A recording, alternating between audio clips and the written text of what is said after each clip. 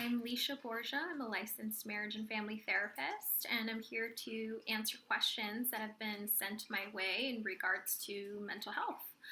The first question being, what are anxiety symptoms? So, anxiety looks like normal worries and nervousness due to stress. Sometimes they can become a bit excessive, so this causes restlessness, fatigue, having a hard time concentrating at work or at school, feeling irritable, having muscle tension all over your body, or just having difficulty falling asleep, staying asleep, waking up a lot during the middle of the night, or waking up too early.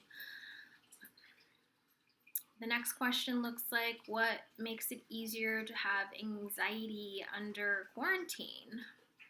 We're all in the middle of a stressful life situation right now. There's a lot of unknowns. We're not in control, and all of this is a mix of just increased anxiety. We don't have our normal coping skills either. So the things that we used to do, hanging out with friends, going out for hikes and, getting outdoors, going to the mall. We don't have all of those normal coping skills for relief. So I feel like this is one of the reasons why people have had an increase in stress under quarantine right now. So one of the next questions look like, what do you do when you have anxiety or in order to ease the anxiety? So one of the first things is exercise. Get that body moving, get that nervous energy out of your body. Yoga, I think, is a great place to start. Meditation, reducing your caffeine intake. And obviously, finding a therapist to address some of those patterns of thinking that may be making your anxiety worse. Okay? So the next question looks like signs of depression. Some of that is sadness, obviously loss of interest in things that you used to have pleasure doing, just feeling tired or low energy. It's just so hard to kind of start your day. You're kind of dreading your day, having an issue sleeping, also difficulty with just focusing or being really indecisive, not being able to make, big decisions, having an increased appetite or low appetite, or just increase, up and down with that. Also suicidal thoughts, or just thoughts about death popping up in your head quite often. Another thing is feeling agitated easily, feeling guilty, just feeling low self-esteem, low self-confidence as well.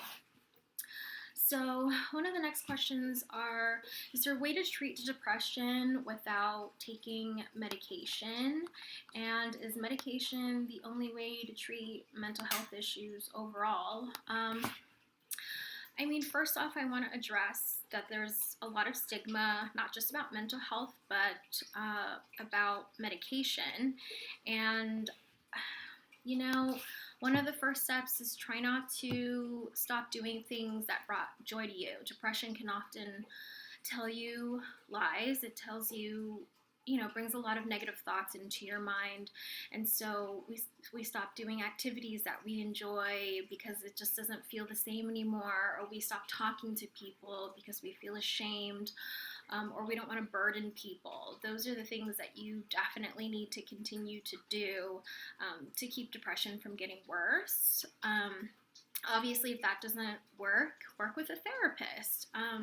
They can work with you on determining if medication would be helpful in treatment. But I also want to make sure that we end the stigma about medication because, just like someone that were diagnosed with high blood pressure, right? Yes, eating well, changing your diet, and exercising might help your blood pressure.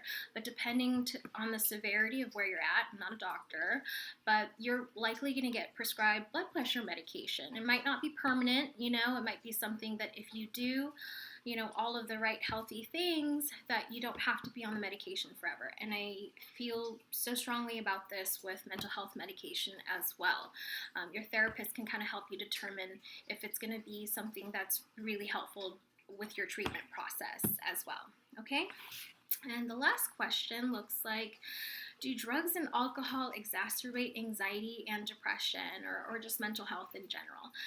You know, obviously, it gives you immediate relief, because either you're numb to it, you don't have to think about it, you're distracted. However, when we avoid things or we stuff them and suppress them, they only pop back up and they also become a lot worse, right? And especially with anxiety, if you're avoiding things, um, the problem is still there and you're left to deal with it, and sometimes the problem is a lot bigger than it was originally.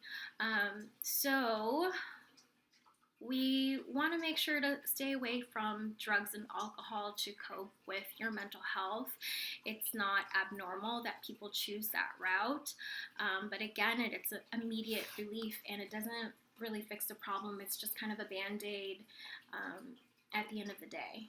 Okay, keep the questions coming if you have any, and I hope this was very informative. Thank you for your time. Take care.